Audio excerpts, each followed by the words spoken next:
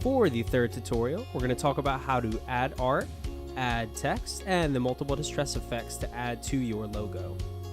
To start it off, we're going to add art.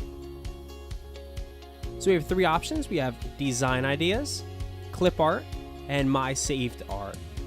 What we're going to be using is the clip art. This is where you have your multitude of options, anything from sports to business to fishing to military and anything in between. For us today, we're going to go with sports up at the top left.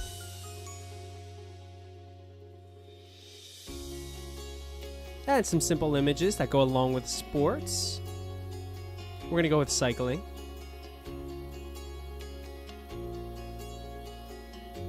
And we'll choose one of the 5 images.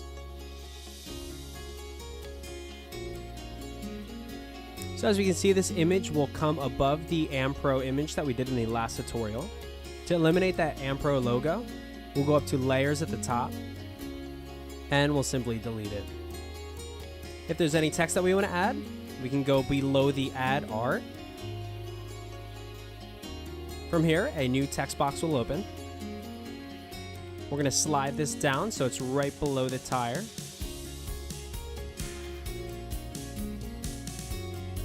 We're going to go over to the text box off to the right, and we can type in our new text. So as we can see, it's going to go outside of the parameters. We're going to have to close that Philadelphia down a little bit. We'll shrink it. And since the black on black is not really what we're looking for, we're going to double click the Philadelphia and we're going to change it from black to white.